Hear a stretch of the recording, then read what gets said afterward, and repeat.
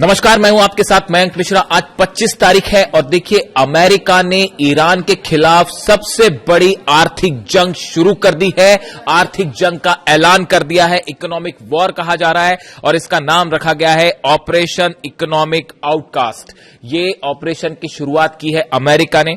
America के finance minister Scott Bessent की तरफ से कई ऐलान हुए हैं, कई प्रतिबंध लगे हैं और अगर सरल भाषा में आप समझें तो अमेरिका की ये कोशिश है कि ईरान की इनकम के जितने सोर्स हैं उन पर लगाम लगाई जाए, उनको रोका जाए।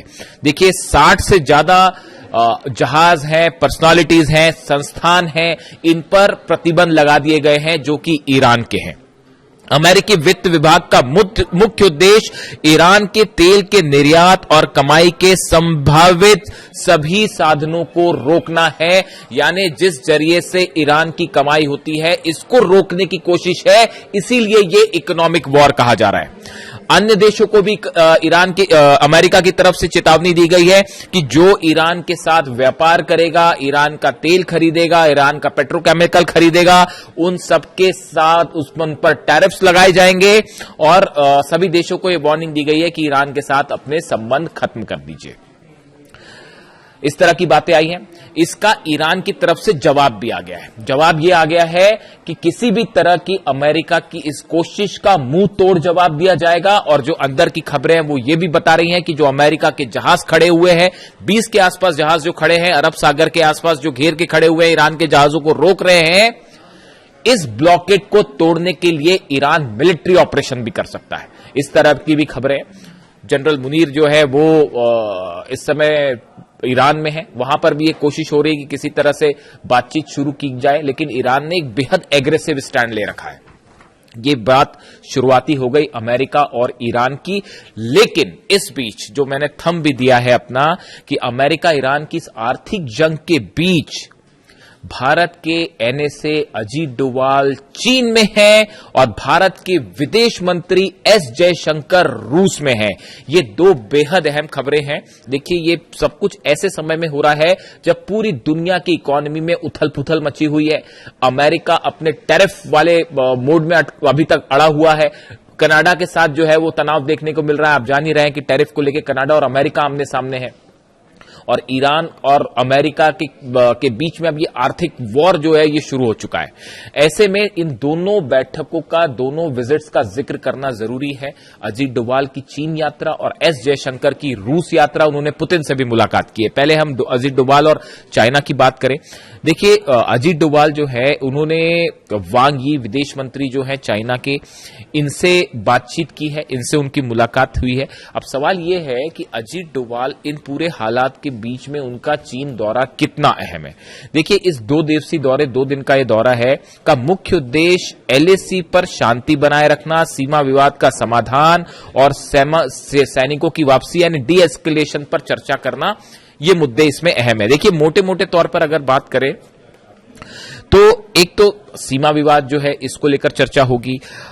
हथियार जो एलएसी के आसपास है इनको कैसे कम किया जाए, अरुणाचल में तनाव ना हो, तिब्बत में जो हाइड्रो पावर प्रोजेक्ट चीन की तरफ से आगे बढ़ रहा है इसको लेकर चर्चा होगी कि कैसे इस पर क्या समाधान हो सकता है। और ब्रिक्स सम्मेलन, देखिए सितंबर में भारत में ब्रिक्स सम्मेलन होना है जिसमें जिनपिंग की भारत यात्रा को लेकर इस दौरे में एक खाका तैयार कर लिया जाएगा, ऐसा कहा जा रहा है।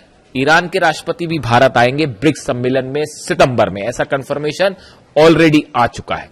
तो ये एक बहुत अहम मीटिंग होने जा रही है ब्रिक्स में, जिसमें शी जिनपिंग शामिल हो सकते हैं, ईरान के राष्ट्रपति शामिल हो सकते हैं और बाकी जितने सदस्य हैं उनके राष्ट्र प्रमुख शामिल हो सकते हैं। ये अपने आप में एक बड़ा समिट होगा, खासकर इन हालात के बीच में, खासकर अमेरिका की तरफ से जो ट्रेड और टैरिफ की धमकियां चल रही हैं इसके बीच में।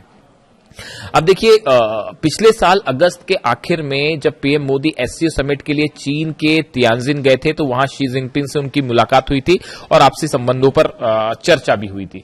पिछले कुछ समय में आप देखें तो कई मंच ऐसे हैं एससीओ समिट में भी जहां पर भारत ने ईरान का साथ दिया है। यूनाइटेड नेशंस में भी, एससीओ समिट में भी, और जहां तक मुझे याद है एससीओ समिट में तो भारत ने ईरान की जो है वो खुलकर साथ दिया था। इस जंग जो हमले हुए थे उसका विरोध किया था भारत ने, ईरान पर जो हमले हुए थे। यानी एक तरफ विजिट अजीत डोभाल साहब की जो चीन की है, वो भारत और चीन के रिश्ते आने वाले समय में कैसे होंगे इसको लेकर बेहद अहम है।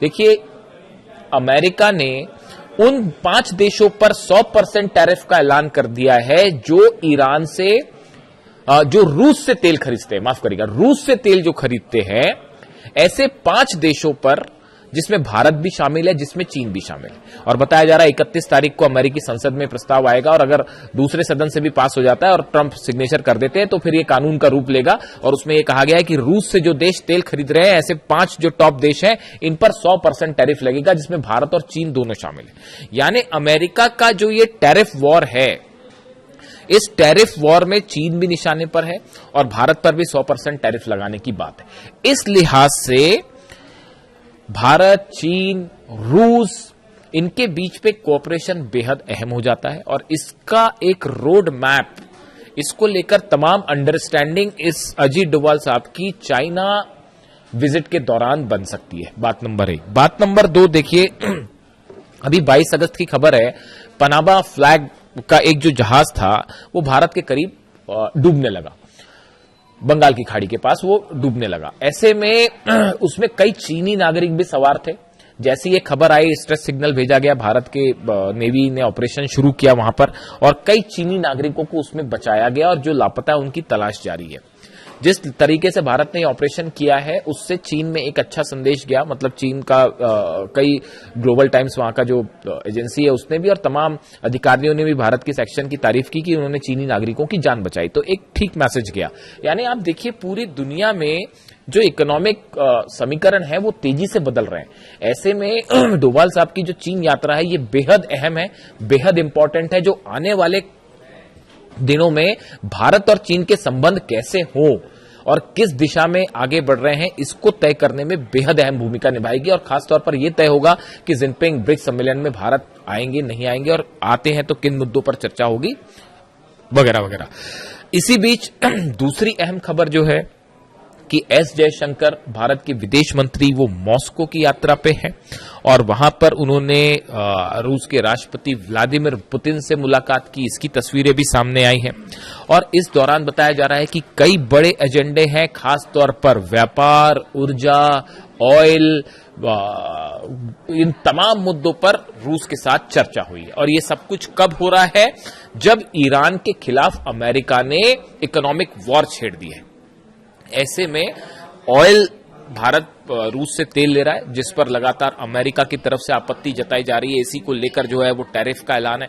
भारत ने अपना स्टैंड साफ कर रखा है कि जो भारत के नेशनल इंटरेस्ट में होगा वही कदम भारत आगे उठाएगा, उसे के मुताबिक फैसले लिए जाएंगे। ये भारत की तरफ से साफ है। अब देखिए, अगर आप इस ग्लोबल सिचुएशन को देखें, खासतौर पर मिडिल ईस्ट में और ऑयल को लेकर और अमेरिका के टैरिफ्स को लेकर, देखिए कनाडा और अमेरिका के बीच में भी जो टैरिफ वाली वार्ता थी वो फेल हो गई, और वहां के दोनों नेताओं के बीच में, ट्रंप के बीच में और उनके बीच में जो है कार्नी के बीच में, लगातार ऐसे बयान आए हैं जो बेहद ज्यादा चिंता पैदा करने वाले हैं। यानी आप देखिए कि ये एक ऐसी भूमिका बन रही है, जो एनालिस्ट बता रहे हैं कि पिछले कुछ दिनों में जो ऑपरेशन अमेरिका ने किए ईरान के खिलाफ, फौजी ऑपरेशन, मिलिट्री ऑपरेशन, वो फेल हो गए। यानी अमेरिका अपने मिलिट्री उद्देश्यों को पूरा नहीं कर पाया। ये बात अब सीनेट में भी कही जा रही है, उस पर मैं अलग से चर्चा करूंगा साहब। सीनेट के कई सदस्य ये कह रहे हैं, अमेरिकी संसद के सदस्य कह रहे हैं कि अमेरिका की ये जो जंग थी उसमें ईरान जीत गया है। इस तरह की बातें अमेरिका की संसद में हो रही हैं। यही बात मैंने 28 तारीख को इसी प्लेटफॉर्म से कही थी, जब अली खामेनी साहब की शहादत हुई थी। और उनकी शहादत के बाद जो पहला वीडियो मैंने बनाया था, उसमें इसी जगह से, इसी प्लेटफॉर्म से मैंने आपको ये बात कही थी 5 महीने पहले कि इस जंग में ईरान की जीत होगी, अमेरिका ईरान को नहीं हरा पाएगा। और आज ये बात कहां कही जा रही है? अमेरिका की संसद में कही जा रही है। मेरे ऊपर तमाम सवाल उठाए गए कि आप के दावे सही नहीं होंगे, आप जो है वो ईरान को फेवर करते हैं, ऐसे तमाम एलिगेशन मुझ पर लगे। कि आप जो है वो बढ़ा चढ़ा के पेश कर रहे हैं ईरान की ताकत को, अमेरिका इतना पावरफुल है, हरा देगा, ऐसे तमाम बातें हुई। लेकिन आज 5 महीने बाद जब अमेरिका की संसद में वहां के सेनेटर इस तरह की बात करते हैं कि इस जंग में तो ईरान भारी पड़ गया अमेरिका के ऊपर, यही बात हमने 5 महीने पहले हमने इसी मंच से कही थी और आज देखिए वो बात सच साबित हो रही है। इन हालात के बीच में एक जबरदस्त इकोनॉमिक प्रेशर अब पूरी दुनिया में देखने को मिल रहा है, इसका बड़ा असर होगा, उस पर भी अलग से चर्चा होगी। ये जो इकोनॉमिक वॉर अमेरिका ने छेड़ा है ईरान के खिलाफ, हॉर्मूज से कल सिर्फ एक जहाज निकला, आपको पता है। हॉर्मूज से अब तक तो ये हाल है कि पहले मतलब दोनों, ईरान ने भी उधर से ब्लॉकेट कर रखा है, अमेरिका ने भी ब्लॉकेट कर रखा है, लेकिन कुछ कुछ जहाज निकल रहे थे। लेकिन कल ये पहला मौका है ऐसा जब सिर्फ एक जहाज हॉर्मूज से पार हुआ है। हालांकि चीन के कुछ जहाज परसों निकलने की खबर थी, लेकिन कल सिर्फ एक जहाज निकला। आप समझिए कि इसका ग्लोबल ऑयल एनर्जी सेक्टर पर कितना बड़ा असर होने जा रहा है। बाबल मंदेब भी बंद है, वहां हूती लगातार हमले कर रहे हैं, बाबल मंदेब बंद है, हॉर्मूज बंद है। इसी बात के लिए रूस आगाह कर रहा था अमेरिका को कि ईरान के साथ इस जंग में आप उलझ रहे हैं, इसका असर हॉर्मूज भी बंद होगा, बाबल मंदेब भी बंद होगा और बड़े स्तर पर इकोनॉमिक क्षति होगी। ऐसे में ब्रिक्स सम्मेलन बेहद अहम होने जा रहा है। अब इस बात पर नजर होगी कि रूस के बीच में, चीन के बीच में, भारत के बीच में और ईरान को लेकर आगे क्या फैसले होते हैं, क्या ब्रिक्स मजबूत होता है और एक ऐसी सिचुएशन में पहुंचता है जहां वो इंटरनेशनल इकोनॉमी में एक बड़ा गोल सेट कर सके। ऐसा होता है तो ब्रिक्स के सारे सदस्यों को इससे बड़ा फायदा होगा। इसीलिए अजीत डोभाल साहब की चाइना विजिट और जयशंकर साहब की रशिया विजिट बेहद अहम है, ना सिर्फ बायलैटरल बल्कि पूरे इलाके के लिए अहम है। इसमें कई चीजें तय होंगी। रूस के साथ भी कई स्ट्रैटेजिक मुद्दों पर भी चर्चा हुई है, ऑयल को लेकर, बिजनेस को लेकर, ट्रेड को लेकर, जिसमें धीरे धीरे आगे पता चलेगा कि रूस के साथ भारत की क्या अंडरस्टैंडिंग बनी है। लेकिन फिलहाल इस दुनिया में इकोनॉमिक उथल पुथल के बीच एक तरफ अमेरिका में ये दावे कि भाई ईरान जीत गया है ये जंग और दूसरी तरफ ये नए इकोनॉमिक वॉर का ऐलान अमेरिका की तरफ से किया गया। ऐसे में पूरी दुनिया की इकोनॉमी में एक उथल पुथल मची हुई है, जिसमें आने वाले चंद दिन ये तय करेंगे कि यहां से हालात किस ओर जाते हैं। हमारी नजर है हर चीज पर, जो भी अपडेट होगा आप तक फौरन पहुंचाएंगे। वीडियो कैसा लगा कमेंट करके जरूर बताएं। Thank you so much.